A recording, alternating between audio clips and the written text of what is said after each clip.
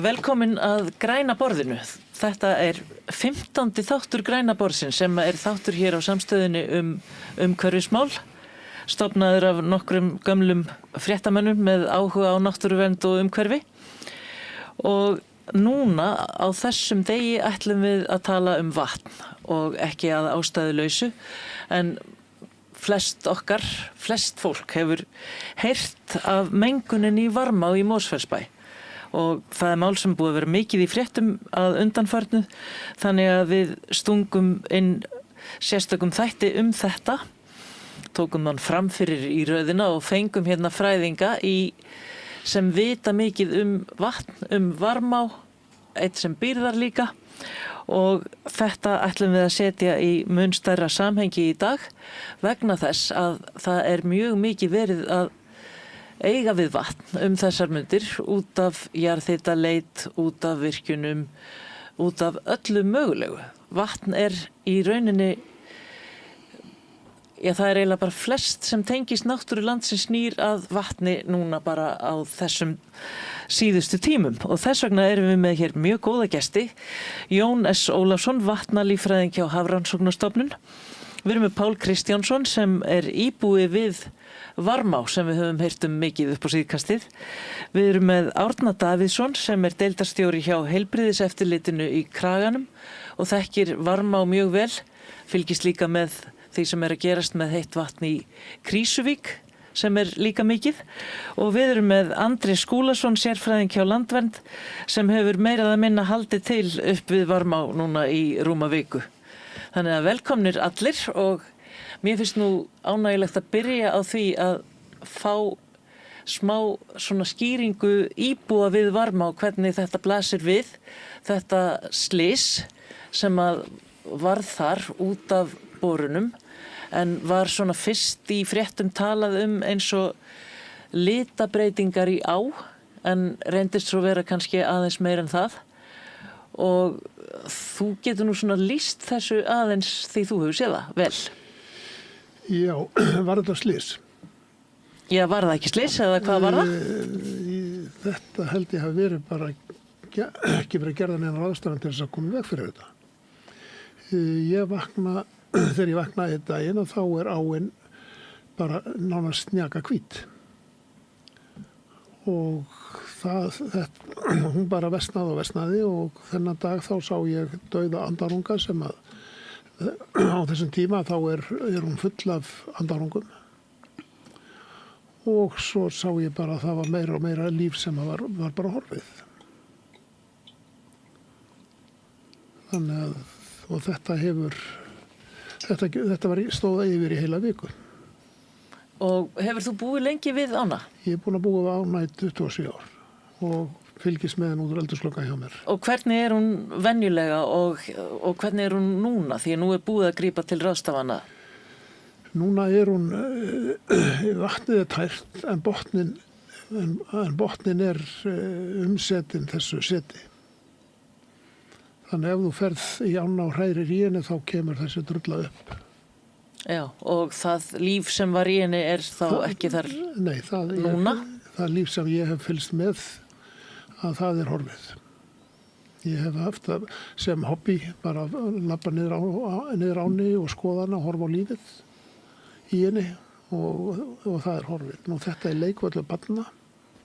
Þannig að leika börn sér allt árið umkring, er að vaða í áni og veiða og En voru það íbúar þá sem gerðu viðvart þetta og hverjum þá? Því að þetta er náttúrulega á sviði kannski fleiri stofnana og fyrirtækisins Veitna sem eru að bora?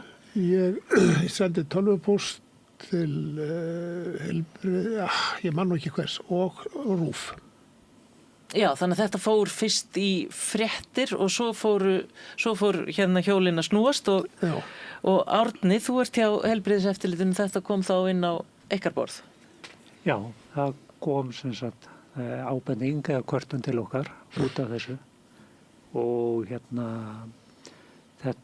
þessi borframkvæmd hjá Veitum þar sem við erum að bora eftir heitu vatni, endurnýja og víkka út kannski vatnstökuna á þessum slóðum. Hafði fengið svokallað starfsleyfi hjá okkur í janúar 2026 En þegar svona kemur þá förum við venlega á staðinn og skoðum og það var farið frá okkur og það kom bara í ljós að það var hellingssetmengun í ánni frá þessari borframkvæmd sem átti að vera með mengunarvarnir í lagi, getum við sagt, og ekki að hleypa þessu borsvarfi sem kemur frá borunni út í umhverfið og allra síst út í þessa á. Og það má sko þessi í millitíðinni frá því að við gefum út starfsleyfi í janúar, þá hefur orðið breyting á löggjöfinni, þannig að það var breyting á lögum og hollustuhætti að borframkvæmdir, einstaka borframkvæmdir eru ekki lengur starfsleyfisskyldar hjá heilbrigðiseftirliti. Heldur verður borinn, apparati sjálft, tæki sem borar, leyfisskylt hjá Umhverfis- og Orkustofnun. Þessi breyting verður 27. mars með lagabreytingu hjá Alþingi og eftir það þá þarf viðkomandi bor að fá leyfi hjá Umhverfisstofnun og þar fylgja svona reglur mengunarvarnir því leyfi. En að öðru leyti það ekki einstök borframkvæmd sem verður starfsleyfisskyld. En hvað þýðir það í raun fyrir til dæmis aðkomu stofnana og eftirlits að framkvæmdum? Það þýðir nú kannski bara það að eins og heilbrigðiseftirlitið náttúrulega augljóslega ekki lengur eftirlitsaðili í þessu, þó eins og sérstaklega í þessari borframkvæmd, þó að við höfum gefið út leyfið þarna í janúar, þarna 27. mars þegar þessi lagabreyting tekur gildi, þá tekur Umhverfis- og Orkustofnun við þessu verkefni að gefa út leyfi fyrir borinn og taka við tilkynningum framkvæmdir og hafa eftirlit með að það sé farið eftir þessum reglum sem í leyfinu sem fylgja bornum. Þannig að þetta getur þá breytt miklu upp á framtíðina og aukið áhættu á því að eitthvað gerist sem að heilbrigðiseftirlitið fylgist þá ekki með. Já, eins og ég segi, það einstaka borframkvæmdir verða ekki eftirlitsskyldar. Heldur borinn sem slíkur, síðan bara tilkynning þegar borframkvæmd og síðan þetta dálítið flókið leyfa umhverfi, það þarf að gefa út framkvæmdaleyfi hjá sveitarstjórn. En ef svona kemur upp, þá ekki kannski bein aðkoma eftirlitsaðilans að einstökum borframkvæmdum. Andrés Skúlason, þú fylgst með þessu líka og skrifað umsagnir einmitt einfaldanir ýmsar og hættan sem þú sérði í þessu, hún þá sérðu samhengi þarna á milli? Já, ég sé það samhengi. Það kannski nærtækast að horfa til þeirra breytingar sem voru gerðar á reglugerð sem hann vitnar í. Og þar sem við sjáum reglugerðarbreyting sem ber yfirheitið einföldun og skilvirkni og flýti meðferð og ég veit ekki hvað og hvað. En yfirheitið á umsögnin fyrirgefiði sem sagt færanleg starfsemi. Mjög erfitt að lesa hvað það táknar nákvæmlega. Dálítið villandi yfirheiti með hvað fólgna mikla breytingar í þessu. En í reglugerðarbreytingunni kemur fram náttúrulega það að þetta eftirlit tekið frá heilbrigðiseftirlitinu sem inn á verkstaðnum eða framkvæmdasvæðinu og eftirlitið eftir sem áður hjá heilbrigðiseftirlitinu þegar að virðist vera bara þegar slysið orðið. Þeir koma ekki að þessum fyrirbyggjandi aðgerðum eins og þeir gerðu áður. En það sem vakti athygli mína þegar ég las umsagnirnar var að langt síðan séð jafn harðorðar umsagnir frá fagstofnun í garð ráðuneytisins sem setur þetta fram. Þar sem verið bara beinlínis sagt að það sé verið að fara áratugi jafnvel aftur í tíman og menn með því að draga svona úr eftirliti heilbrigðiseftirlitsins og þá verið að miða við líka hvernig þetta hjá öðrum þjóðum, hvernig eftirlitin háttað. En almennt séð hef ég bara fylgst mjög náið með eftir ég fekk tilkynningu frá íbúum líka varandi þetta verkefni. Ég fór 8 daga alveg samfellt í röð og fylgdist með alveg frá því að mengunin er hvað mest, þegar kemur þarna fyrst og allt til þess að borun er stöðvaður að ykkar beiðni hjá heilbrigðiseftirlitinu. Og að fylgjast með því að fyrst núna einhverjum, ég veit ekki hvað, 10 dögum eftir að mengunin verður ljós og öllum er ljóst að það áttir auðvitað bara að stoppa þetta strax. Þá er farið að búa til svokallar svarfgryfjur löngu eftir að búið er að streyma í ána og þessar svarfgryfjur eiga að taka mengunina sem hefur farið í ána. Þannig að þetta hefur haft stórskaðleg áhrif auðsýnilega og ábyrgðin segi ég einfaldlega svo og það kemur líka fram hjá Umhverfis- og Orkustofnun að þetta hafi borið brátt að. Það kemur bara þessi breyting og ég hef ekkert við þá að sakast hjá Umhverfis- og Orkustofnun en það er alveg ljóst að það er ráðherrann sem að keyrir af slíku offari á þessa breytingu að það brotna upp verkferlar og með þessum afleiðingum og þetta er annað dæmi í röð sem að kemur að því að áður hafði Krýsuvík komið inn með svipadæmi þar sem að er ljóst að svarmengun hefur farið í vatn þar. Já, fórmengun í vatn þar líka. Já. Jón S. Ólafsson, vatnalíffræðingur, þú hefur komið að þessu máli líka og þessum málum. Ég hef raun og veru ekki komið af þessu máli þarna í Varmá í Mosfellssveit, Mosfellsbæ heitir það núna. En ég tel mér nú þekkja þetta því að það hefur verið rannsakað þarna nokkuð. Prófessor Gísli Már Gíslason, hann skrifaði grein þetta í Náttúrufræðinginn til dæmis, 1980 ef ég man rétt. Og bar saman einmitt mengun í 2 varmám, þær eru 2 á Íslandi sem bera þetta nafn, annars vegar í Mosfellsbæ og hins vegar í Ölfusi. Báðar þessar ár hafa verið undir miklu álagi í 20 ef ekki 100 ára. Ullarþvottur og svo framvegis, klórslys í báðum. Og það er alls konar slys og það er alls konar óhöpp sem að henda.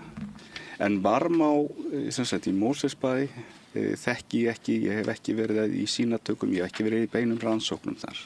En hefur þú áhyggjur af því hvernig menn umgangast vatn á Íslandi? Mikil ósköp, já. Ég verð bara að játa því. Það er sem sagt umgengni vatn. Þá er ég að tala ferskvatn, stöðuvötn og tjarnir og læki og ár. Það er með eindæmum hvað við erum ennþá aftarlega. Andrés talaði að fara mörg ár aftur í tíman. Við erum bara ennþá þarna aftur í tíman. Já, við höfum aldrei farið fram í tíman. Það lítur út fyrir það, já, því miður.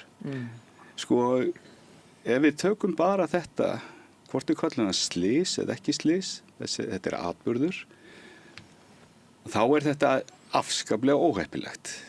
Að þetta sé verið að bora þarna og hleypa þarna menguðu vatni. Menguðu af hverju, það veit ég ekki. Það er jú mengaða borsvarfa, en þetta er á þeim tíma þegar allt er fullt þarna af mýflugum að klekjast. Það ætti að vera allt fullt af fuglum þarna á bakkanum, þeir mitt að éta þessar mýflugur. Það eru ungar sem að klekjast og koma þarna út á Varmá og fæðan er farin. Þannig að tímasetningin er eins óheppileg eins og hægt er, skulum bara segja. Ég held sé ekki að taka of stórt upp í mig til það. En þarna þetta er afskaplega viðkvæmur tími, árstími, þegar að allt er að kvikna og að fara af stað. En svona slys og svona atburðir, þeir gerast allt og oft. Það er eins og ég sagði áðan klórslys. Það var stórt aurflóð í Andakílsá hér fyrir tæpum 10 árum síðan og svo framvegis.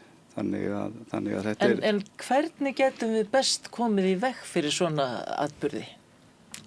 Hverju þarf að breyta í lögum og eftirliti og erum við að fara í rétt áttu eða ranga?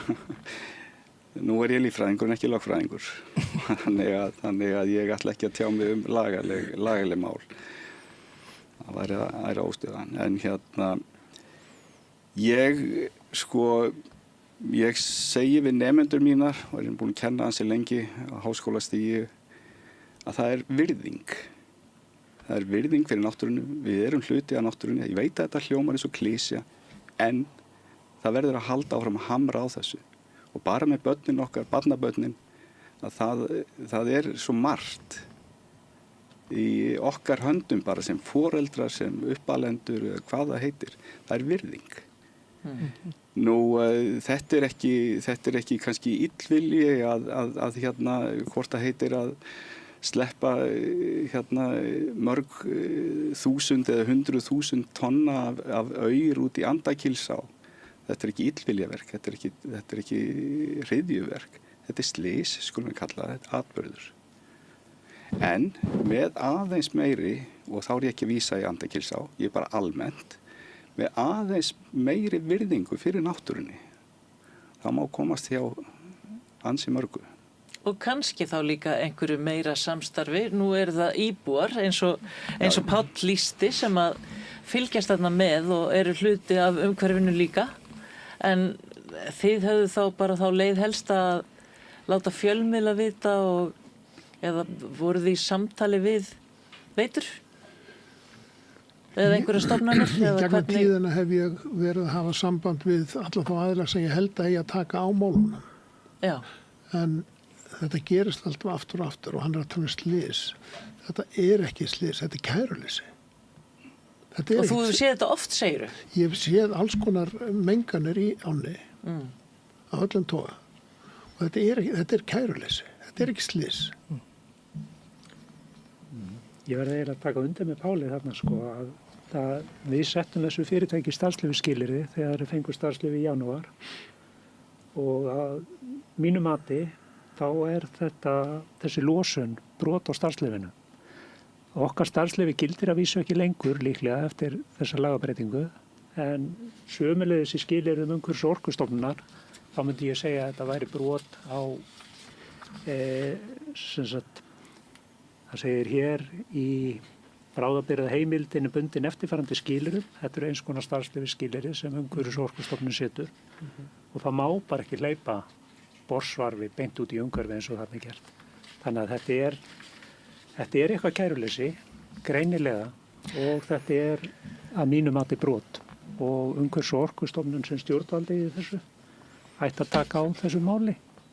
Já, þannig að það er þá væntanlega næsti þáttur, það eru of fáir mikrofónar hér en annars þyrftum við að hafa hér ýmsar stofnanir og lögfræðinga því að eins og þið segið virðing og svo þegar það verða brot gegn náttúrunni þá eru ofta ekki nein sérstök viðurlög, ekki sektir, ekkert sem að fólk getur í rauninni hugsa bara þetta jafnar sig og fólk er kannski kærulaust.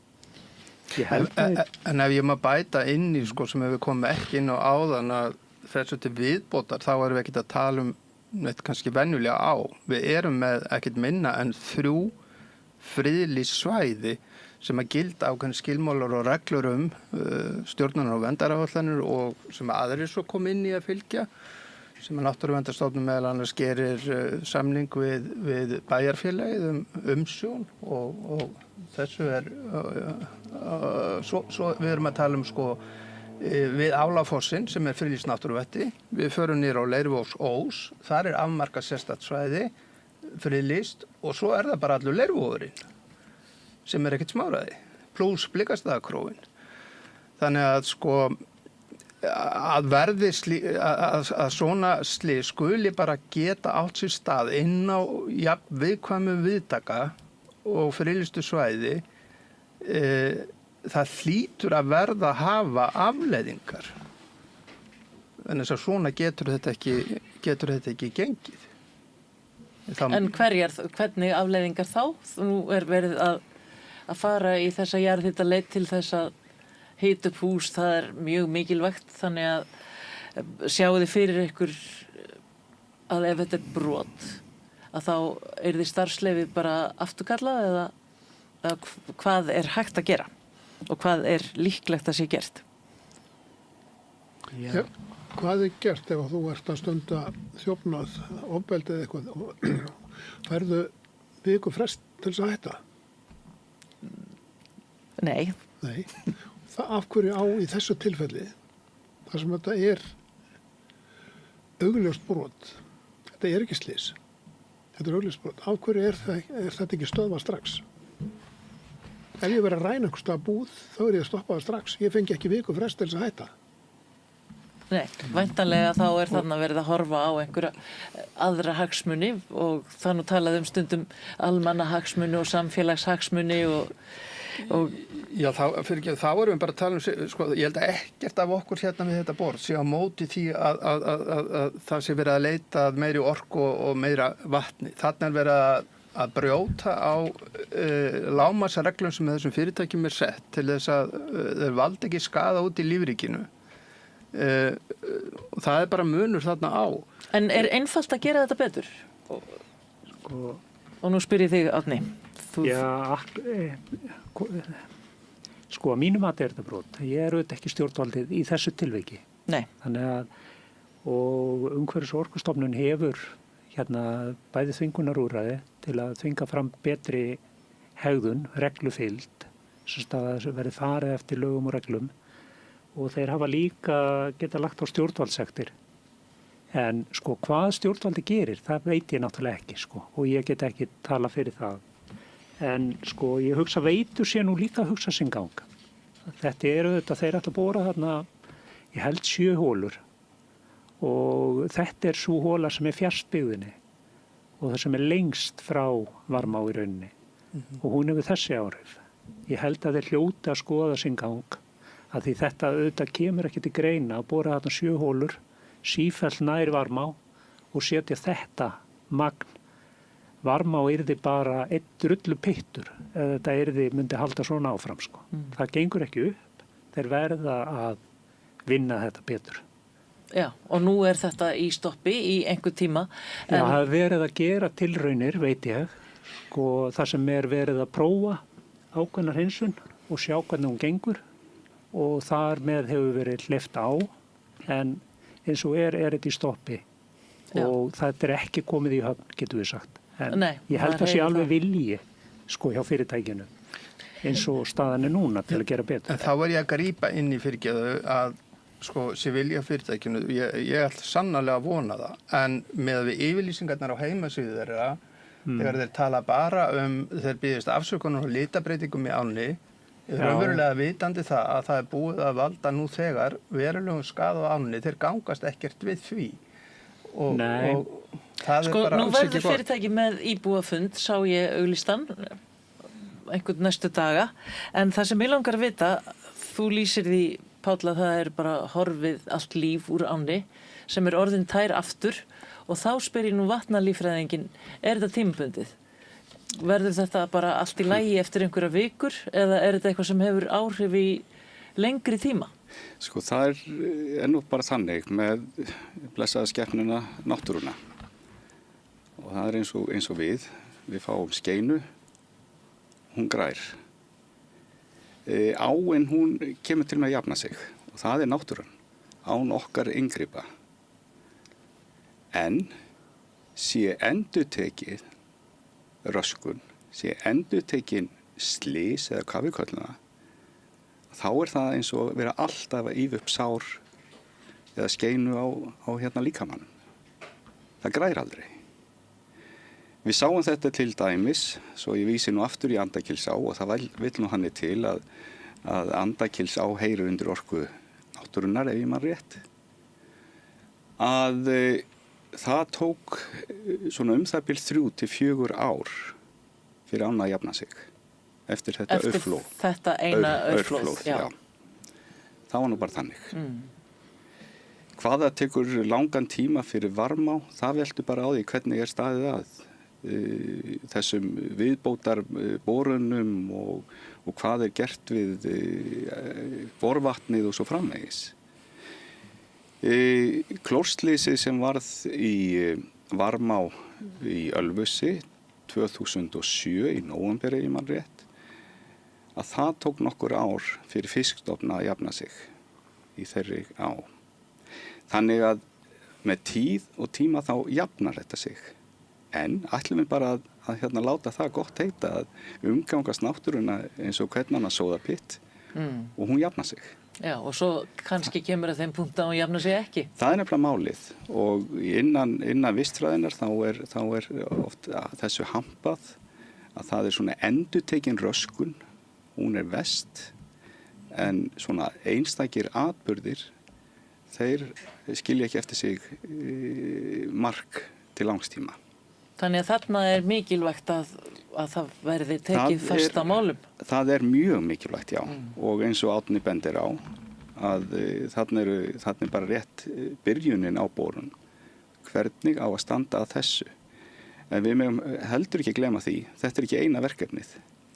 Það er verið að ganga á búsvæði ferskvatnslífvera. Það er verið að umbreyta heilum árfarvegum með malanámi. Þannig að þetta er svo víða. Við verum að hafa það í huga. Og ég ætla ekki að draga athyglinna frá Varmá í Mosfellsbæ með því. Heldur bara að það er þessi umgengni þessa auðlind okkar. Já, hefur á tilfinningunum það fólk sé svona vaknaðis upp samt, almenningur? Ég vona það, alltaf, nánast á hverjum einast degi. Ég fékk í dag símtal til Landverndar sem var mjög sérstakt af því að það var akkurat í þeim anda sem þið voruð að tala um áðan og það var íbúi á Stokkseyri sem hringdi og út af því að einhver maður hafði verið þar á gröfu að breyta árfarvegi í friðlandi, fugla og það var búið að kæra hann til lögreglu og það var búið að hafa samband við sveitafélagið og þetta hefur gerst nokkrum sinnum, sagði hann og það er stundum talað við hann og manninn og hann er ámyndur að þetta mætti vera öðruvísi en hann er ekki sektaður, hann er ekki stoppaður og þessi íbúi sagði að ef einhver færi svona á gröfinni á sumarbústað annars manns að þá myndi hann nú lendi í vondumálum en ekki ef hann fer í fuglafriðland eða að breyta árfarvegi. Þannig að þetta er kannski eitthvað sem þyrfti að vera öðruvísi. Og eins og þetta myndi vera að gerast við einhverja laxá eða á golfvelli. Já, maður myndi nú ekki þóra að snerta golfvöll með gröfu. Þá eru viðbröðin allt önnur.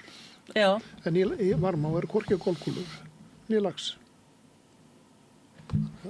Þannig að það vantar einhverja verndara, greinilega, einhverja hagsmunaaðila, sterka. Já, einhverja sterka hagsmunaaðila. En það er fiskur það er, já, samkvæmt því sem að ég hef frá mínum kollegum, þá eru allar tegundir sem hafa fundist þarna.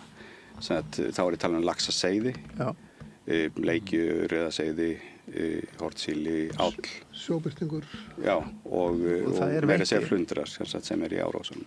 Þannig að þetta er fjölbreytt líf Þetta er nefnilega fjölbreytt líf og þá bara kemur, ef ég má aðeins halda áfram.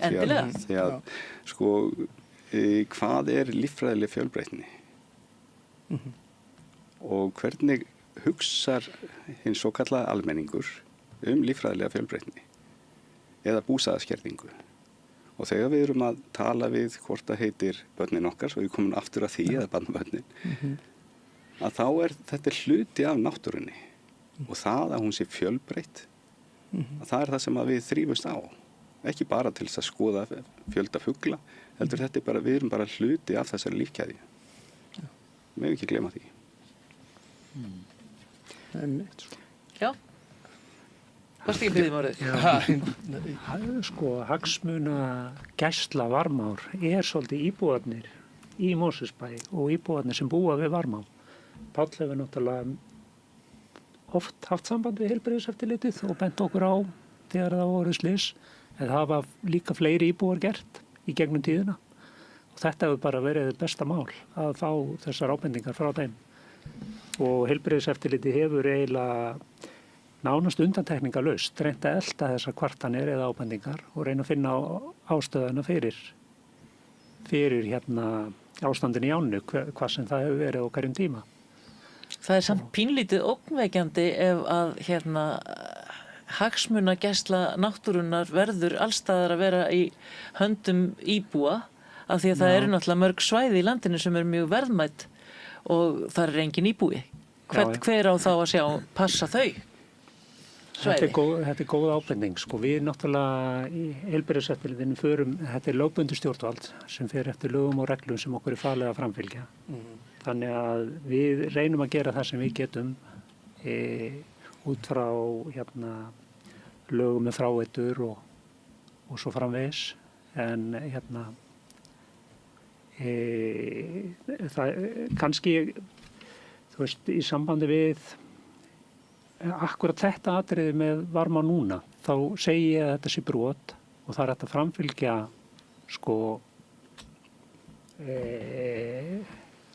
viðurlögum við þessu broti, stjórnvaldssektir eða þvinga fyrirtækið eða fá fyrirtækið til að láta þessar háttsemi. En það er svolítið í umhverfislöggjöfin er það þannig að við höfum ekki samskonar heimildir til dæmis og í umferðarlögum þar sem segir það má ekki aka yfir á rauðu ljósi. Þú veist, það verður ekkert slys þótt þú keyrir yfir á rauðu ljósi en þú mátt ekki keyra yfir á rauðu ljósi. En umhverfislöggjöfin er svolítið þannig að þú mátt alveg fara yfir á rauðu ljósi. Það er bara þegar þetta rauða ljós veldur ykkur tjóni sem þetta verður brot. Og það er talsvert mikill munur. Og fyrir okkur sem stjórnvald, til dæmis ef ykkur sturtar hlassi af hrossataði á Árbakka eða bara út í ána, þá er það ekki brot. Þú veist, það bara má. Þú mátt bara keyra þarna yfir á rauðu ljósi, en það er heilbrigðiseftirlit að sýna fram á að áin eða lífreiki árinnar hafi orðið fyrir tjóni við þetta. Og það gerir það að verkum að þetta verður í rauninni óframkvæmanlegt. Því til að sanna það þurfum við að eyða bara 1 milljón í það að rannsaka og sýna fram á að þetta tjón hafi orðið til að sekta einhvern einstaklingum 50.000 skall eða 100.000 skall. En þið hafið þó sektarheimildir? Nei, við höfum ekki sektarheimildir, heldur. Það höfum við ekki. Við getum þvinga fram, við höfum valdsvið og þvingunarúrræði til að þvinga fram bætta hegðun, að sé fara eftir lögum og reglum. Það má beita dagsektum fyrir ekki? Jú, við getum beitt dagsektum. Já. Er það oft gert? Já, það hefur alveg verið gert og það er ýmist hvaða árekur það hefur borið. En þarna í þessu tilviki þá er það kannski ekki brot að setja hrossataði í ána, en það er brot að valda tjóni á áni og þá þurfum við að sanna að það hafi valdið tjóni á áni. Áður en við getum farið. Þótt að séu verulega líkur á því að það að sturta hrossataði í ána valdi tjóni. Já. Já, dagsektum er beitt ef menn ekki bregðast við og bæta ráð sitt. Já, en þetta er líka lögbrot í sjálfu sér. Þannig að þetta kæra það til lögreglu. En vandinn í því er að slík kæra leiðir eiginlega aldrei til neins. Nei, það er svolítið eins og í þessu Stokkseyramáli að lögreglan veit ekkert alveg hvernig hún á að bara svona tala við manninn og svona hugsa málið. Þetta er einhvern veginn flóknara í... En eitt af vandamálunum sem að ég sé frá landvernd er það að við erum að fá sífellt fleiri og fleiri uppbyggingar eiginlega allt og ekkert. Fólk veit ekki, almenningur, Páll er alveg einstakur að þessu leiti, hann veit núna að fenginu margra áratugar reynslu, svona nokkurn veginn eitthvað ná að snúa sér. Almenningur er ekki meðvitaður þetta og þetta er bara alls ekki nógu gott að það skulle ekki vera líðuljós hvert það á að snúa sér þegar að uppkoma atvik eins og þessi. Og kerfið er bara ekki nógu opið og sýnilegt fyrir fólki. En er það ekki líka dálítið að breytast oft? Er ekki til dæmis miklar breytingar í gangi varðandi heilbrigðiseftirlit og þessa ferla alla? Við getum nú bara sagt eins og með þessa einföldum ferla sem er bara svona yfir svona línuna. Þetta heilbrigðiseftirlitið var nú ekki aldrei sammála því að þetta væri dæmum einföldum ferla heldur alveg þvera öfugt. Því það er verið að taka, kljúfa í sundur eftirlit sem er höfð á einni hendi áður. Það er náttúrulega einföldun. Já, ekki myndi ég alltaf vita hvert ætti að leita. Nei, og þannig er það bara almennt og við erum bara í auknum mæli og við setjum þetta bara í beint samhengi við það að það er að verið að hrúa inn alls konar reglugerðarbreytingum með það fyrir augum að stytta og greiða leiðir framkvæmdaaðila og það endar náttúrulega bara ef mann ætla að vera á hlaupum í þessum málum þá vitum við alveg hvað það þýðir að þá verða mistök á þeirri leið. Þú ert að tala þarna að það liggja 2 frumvörp fyrir Alþingi, þar sem á að leggja niður heilbrigðiseftirlit sveitarfélaga og færa verkefnin til annars vegar stofnunar atvinnulífsins sem arftaki matvælastofnunar og umhverfis- og orkustofnunar. Já, þetta hljómar alveg pínu flókið í mínum eyrum. Já, og síðan á ykkur hluti verkefna á að vera áfram hjá sveitarfélagunum sem eru þá ekki 9 sveitarfélaga rekin eftirlit heldur 62 sveitarfélaga landsins sem þurfa þá kannski að koma sér saman að sameinast að reka ákveðin verkefni eða bara hafa þau splittuð inn í hverju sveitarfélagi fyrir sig. Við í heilbrigðiseftirlitinu erum náttúrulega ekki hrifin af þessari. Nei, ég sé það, þið eru beinlínis með lokað til að ræða þetta og við höldum að þetta verði mikil afturför. Þið teljið þetta verða afturför og í hverju felst svo afturför? Já, bara að boðleiðirna verða heldur við miklu lengri frá almenningi, frá fyrirtækjunum og til 2 ríkisstofnana og fyrir utan að mörg af þessum verkefnum eru eiginlega verða bara í lausu lofti, svolítið eins og þetta slys þetta sem að gerast sem að gerast við Varmá að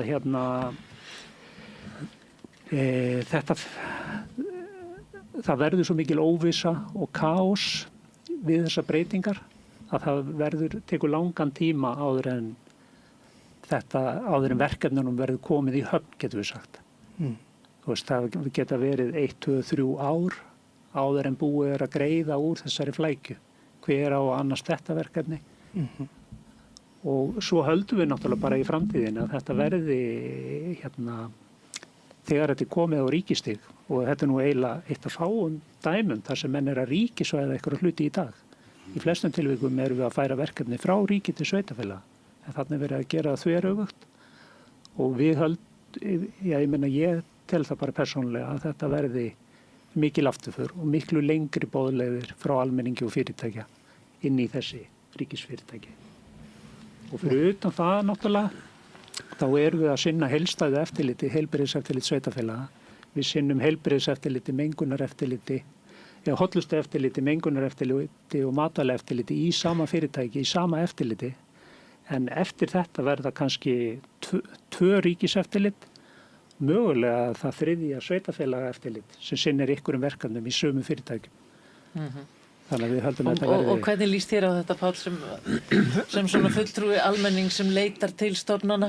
Finnst þér þetta hafa verið gott og einfalt og auðvelt að finna út hvernig á að snúa sér hinga til eða hefur þetta kannski alltaf verið flækjustig? Sko, þetta flækjustig og það má ekki flækja það meira. Og því bara fólk sem ég að tala þetta við, það hristir bara hausinn og segir bara ég nenni ekki að standa í þessu. Ég búin að reyna og nenni ekki að standa í þessu. Ég svona þverri sem hef haldið áfram, sama á hverju gengur, þá held ég bara áfram. En megnaða fólkinu í kringum með það bara gefst upp. Já, því það veit ekki hvert það var að leita og svo eftir þessa breytingar þá þetta ennþá flóknara. Já, þannig að þér líst jafn illa þær eins og Árna. Já, þér líst mjög illa. Því að það má ekki við því að þetta verði flóknara. Nei, en svo það náttúrulega sveitarfélögin og allir þeir sem að eiga að vinna í þessu kerfi hafa þau yfirsýn og sjálf. Þetta ekki líka flóki fyrir þá sem eru að bara vinna inn í þessu umhverfi? Þetta ekki bara flóki fyrir almenning sem að hafa eftirlit? Já, sko, frá því að ég byrjaði í heilbrigðiseftirlitinu hef búið að vera að tala einföldur regluverks og allan hennar, og ég hef búin að vinna það ansi lengi, svona í 30 ár, eitthvað svo leiðis, og það er búið að tala þetta frá þeim tíma. En allan hennan tíma hefur regluverkið eingöngu verið flækt og gert flóknara. Ég veit eina breytingu þar sem raunverulega fór fram eitthvað sem mætti kalla einföldun. Þannig að þetta árangursleysið í þessu einföldun regluverksverkefni ótrúlegt. bara með ólíkindum. Þetta er svona dæmigerð stofnun sem er verið að tala og pólitíki tala líka að segja þvælast fyrir og tefja fyrir og svo þegar er tekið af ykkur þetta hlutverk, þá verða slísin bara leið, eða sem sagt, þá verða bara skemmtaverkin leið. Ekki slís. Ekki fall, ég ætlaði ekki að segja þetta. Já. En það er ömurlegt til þess að hugsa og ég vil hlusta á Árna og með athygli. Það er ömurlegt til þess að hugsa að þetta verði til þess, eins og Páll segir, að hinn svokallaði almenningur, að hann gefist upp. Það er ömurlegt. Og finnst þér það líklegt? Upplifir þú þetta sem... Nei, eins og ég sagði áðan, þá held ég alltaf í vonina. Já. En bara þetta, hvernig á að standa að þessu og hinu. Mér finnst að, eins og kom hérna fram áðan, að þá bara við verðum öll að taka saman og gæta og bara fara varlega í þeirri umsýslu eða þeim breytingu sem gerðar eru á náttúrunni. Hvort að það eru göngustígar eða vegaframkvæmdir eða virkjanir eða hvað það heitir. Það er að segja að enn og aftur hins og vel almenningur að láti í ljós skoðun sína. Og ég ætla ekki að tala um pólitík. Nei, ekki pólitík og ekki lögfræði. En það er dálítið alvarlegt þegar að það er orðið það mikið kannski andvaraleysi að fólki finnst ekki taka því og veit ekki hvert á að leita. Það er bara, og ef það kemur þessu til skila í þar til gerðan farveg, þá gerist ekki neitt. Já, af því það stoppar. Af því það stoppar. Og það er bara náttúran sem að líður fyrir þetta. Og síðan við. Og þú hefur fylgst með þessi mörg ár. Finnst þér að, finnst þér þessu hafa farið aftur? Ég vil gjarna segja nei. En það hafa orðið heilmikla breytingar. Og einn til dæmis í 1990 og alltaf ekki 3 eða 4, ég man ekki hvernar, mat á umhverfisáhrifum til dæmis tekið inn og lögleitt. Núna hefur verið að innleiða vatnatilskipun. Sem að ekki allir hafa skilið. Nei, það er nefnilega málið. En þá þarf líka að skýra það. Og það er bara hlutverk okkar þá sem að erum að vinna við þetta, að skýra það. Og það gerum við til dæmis á þeirri stofnun sem ég vinn fyrir. Að það er að vera með námskeið og svo framvegis. En ég ætla bara að þetta sé, sem sagt, að almenningu sé þáttakandi í þessu. En það sé ekki bara reglugerða postularnir sem að stýra öllu. Þá verð ég að fá að spyrja fyrir ekki að ég grípi inn í að talandi að fólk bara bugist á þessu og gefist upp og að láta þessi máli varða. Við erum til dæmis, við erum með nokkur svona dæmi út landi, við þekkjum það vel hjá Landvernd þar sem fólk hefur bara verið að bugast upp. Nefnum Hvammsvirkjun. Þar er mikið lífríki. Já. Þar eru við alveg fullt meðvituð að þar hefur fólk bara gefist upp í stríðum strömmum. Já. Og ég held að þú hefur komið að rannsóknum á eitthvað þar á vatnalífi. Nei, þú komst ekkert að því. En það er svona gott dæmi lífríka á sem er í hættu og hefur ekki tekist að sýna fram á að með þessu seiðafleitum og annað sem ætla að fara út í þau tæknilegu atriði. Þar er varúðarnálgunin ekki viðhöfð og íbúarnir er búin að berjast árum og áratugum saman. Já. Og svo er bara sett sérlög þegar mann tapar fyrir dómi og skulum samt gera þetta. Já. Og þá verður þessi uppgjöf. Þá segir bara fólk til hvers erum við þegar að löggjafinn sjálfur treystir sér ekki að fara eftir þeim lögum sem að gilda og þarna kemur vatnatilskipunin alltaf rosalega sterkt inn í. Já. Við megum aldrei gefast upp, bara punktur. Já. Það er bara þannig. Þetta er fyrir barnabörnin okkar og barnabörnin sem að við erum eigum að vera að berjast fyrir. Við erum ekki að berjast fyrir okkur gammelmenni. Það eru komandi kynslóðir sem að við eigum að vera að berjast fyrir. En maður velti fyrir sér svona samtalinu á milli almennings og stofnana. Það er ekkit alltaf endilega mjög auðvelt að ná í stofnanir eða sérfræðinga til þess að tala við fyrir bara svona einhvern út í bæ. Mér finnst það nú bara stundum erfitt þótt ég hringi í nafni landverndar, þá næ ég ekkert alltaf sambandi við einhvern sem veit eitthvað málið og þegar að því kemur þá fólk líka svolítið svona bundið alls konar trúnaði hitt og þetta og mál í vinslu. Væri hægt að koma á einhvern veginn, væri hægt að bæta það? Eru embættismenn of lítið sýnilegir í umræðu mikilvæg mál? Til dæmis? Sko, ef ég má bara, þá held ég að það sé engin spurning að það má bæta og þá þarf að bæta það. Að þessi, við getum kallað það gjá, sem oft á milli almennings og þá sérfræðinga, stofnana og svo framvegis. Hún bara óþarlega djúp, óþarlega stór. Það ég hef farið á fyrirlestra þegar ég verið á ráðstefnum þar sem mitt verið að tala það það sem kallað á útlensku outreach, það að ná til þeir sem ekki eru sérfræðingar og tala við þá sem ekki sérfræðingar. Og fyrst þegar ég fór að mæta á þessa fundi þá ég segi, já, nákvæmlega. Það bara siðferðisleg skylda okkar, mín sem líffræðingur, það að miðla. Ekki bara til kollega, heldur til Páls og þín og fleiri. Og stjórnvalda? Já, það eru hluti af þessu, já.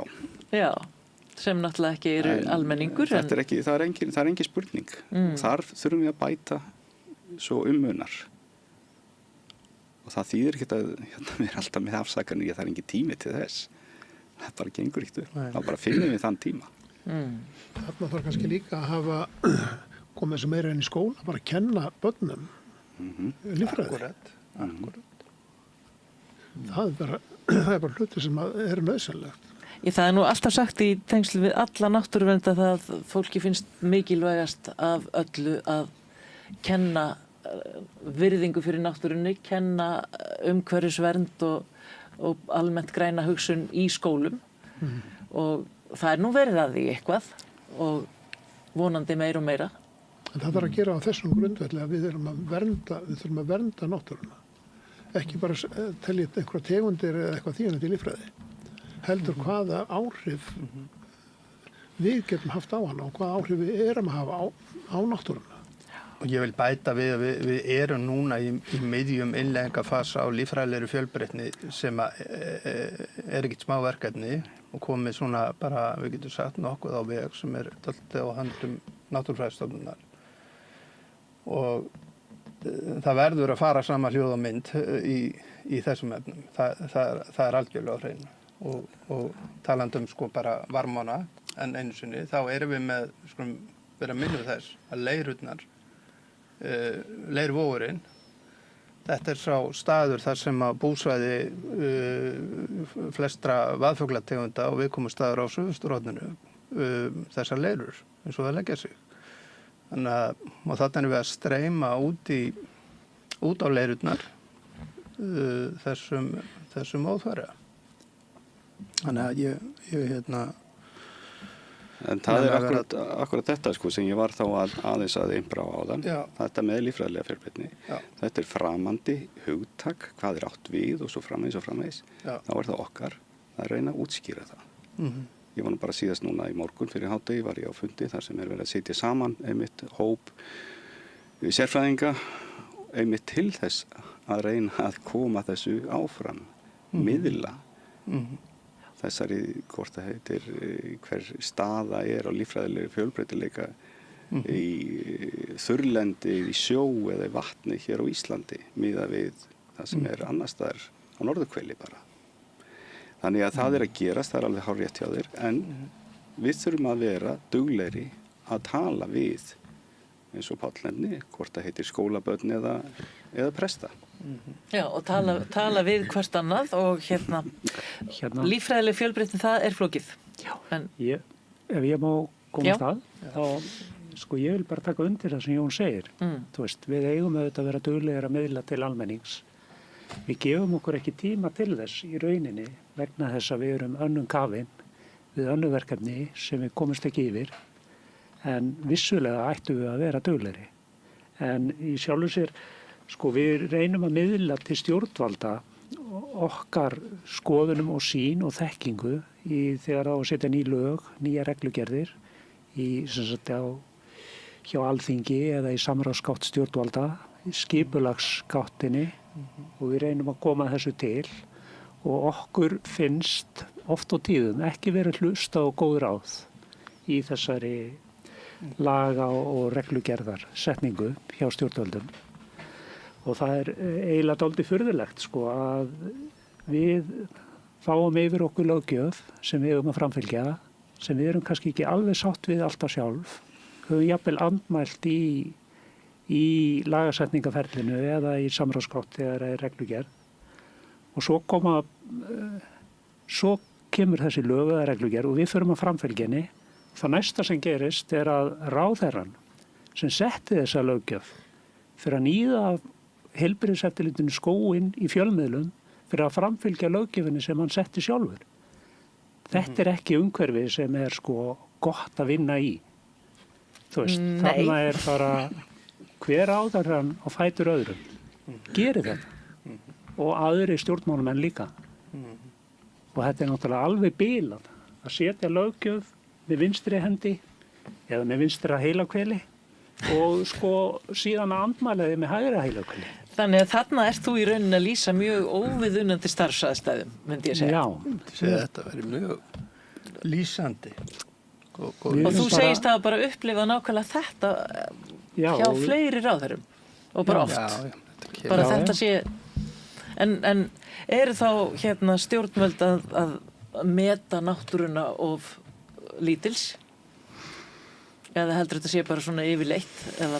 Já, þetta er náttúrulega auðvitað íþyngjandi að fara eftir ströngum reglum og það er líka mjög íþyngjandi fyrir stjórnmálamenn að hugsa til langrar framtíðar. Ég er kannski að tala þetta í víðari samhengi heldur en bara það sem snýr að náttúrunni. Af því okkar löggjöf sem við framfylgjum er auðvitað á þessum sviðum, hollustu, mengun og matvælum og þetta er ekki allt, tengist ekki allt náttúrunni en eigi að síður og við erum ekki sátt við þessa framkomi, getur við sagt. Þetta getur verið afleiðing af því að við verðum að horfast í augu við það, bæði fyrir síðustu alþingiskosningar og núna fyrir sveitarstjórnarkosningarnar voru umhverfismálin og náttúrulega bara tekin af dagskrá. Og ég fæ ekki betur síðan að maður séu bara að skauta framhjá því að fyrir 3-4 árum var þetta svona meðal 5 efstu minnstakosti helstu áherslumálin. En þetta er einhvern veginn bara verið þurrkað út í umræðunni og menn ekki spurðir sko hvert þeir vilja stefna. En svo er þátturinn að verða búinn og við ætluðum aðalega að tala um vatn en erum búin að fara dálítið vítt og mér finnst að við ættum þá allavega að klára þáttinn með því að tala um vatn. Af því að vatn er undir álagi eins og varmárbáðar hafa verið undir álagi lengi. Hvað þurfum við að gera núna til þess að bara viðhalda þeim gæðum sem felast í vatninu á Íslandi og við bara byrjum hérna, endum á vatnalíffræðingnum sem á þá síðasta orðið í dag. Og Andrés, þú byrjar. Ég held að vera bara, ég tek undir með Jóni við þetta bara vekja almenning einhvern veginn og mér finnst að þetta það eigi að vera á hendi stjórnvalda að vekja almenning til umhugsunar til umhugsunar hvað vatn er okkur orðið dýrmætt. Bæði okkur og ekki síður lífríkinu og líffræðilegri fjölbreytni. Þetta er grunn undirstaða þess að viðhalda og endurheimta líffræðilega fjölbreytni. Þannig að ég bara höfða til þess að við þurfum einhvern veginn að hækka og koma þessari umræðu bara á hærra plan. Og ég vænti þá og stofnanirnar komi, og við erum sammála það að stofnanirnar komi meira inn í umræðuna, gerir sig meira gildandi og taki þátt með okkur. Já, ef ég tæki þetta kannski út frá okkar verksviði, Þú veist, við höfum eftirlit með gæðum vatns og við vöktum vatn. Það er til dæmis bara neysluvatnið okkar. Það er auðvitað eitt mikilvægasta málið gagnvart íbúum og gagnvart fyrirtækjum og gagnvart bara íslensku þjóðinni að hún hafi aðgang að hreinu og góðu drykkjarvatni. Og við höfum alveg nú sem endranær áhyggjur af því hvað ýmisöfl og jafnvel stjórnvöld hafa mikinn áhuga á að sækja inn á vatnsverndarsvæðin okkar.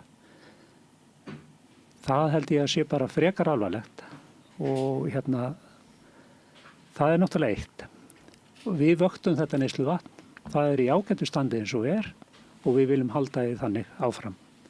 En við fylgjumst líka með bæði straumvatni og stöðuvötnum og sjó og þar eru náttúrulega ekki tómar, það er ekkert svartnætti þar endilega.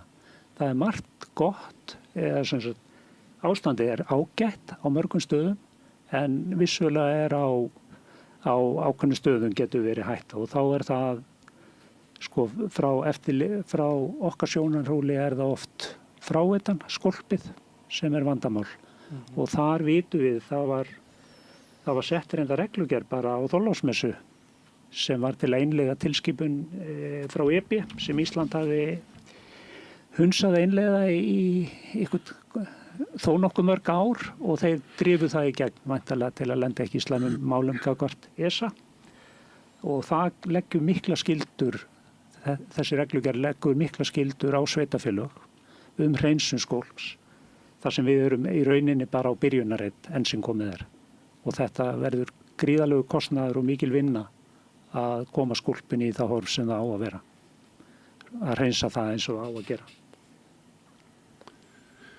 Nú, ég vil enn aftur benda á það að við þurfum og við verðum að byrja á börnunum okkar að sannfæra þau og kenna þeim hversu virði vatnið er. Við þurfum ekki annað en fara bara til einhvers annars lands nálættakur með börnunum okkar. Þau geta ekki farið í sturtu endalaust og geta ekki gert og fara með vatnið. Hérna getum við leikið okkur á vatninu. Við verðum að kenna börnunum okkar hvað vatnið er mikil undirstaða alls. Því við erum dauðið og höfum ekkert vatn. Vatnið er bara grunnurinn að okkar lífi. Byrjum bara í skóla strax og halda áfram upp skólagönguna að samfæra börnunum að þau verði að virða vatnið. Já, og nú er bara síðasta orði fær vatnalíffræðingurinn í þessum vassþætti. Þakka þér fyrir. Það er ekkert smárið. En ég tek bara undir þetta sem að þið voru að segja,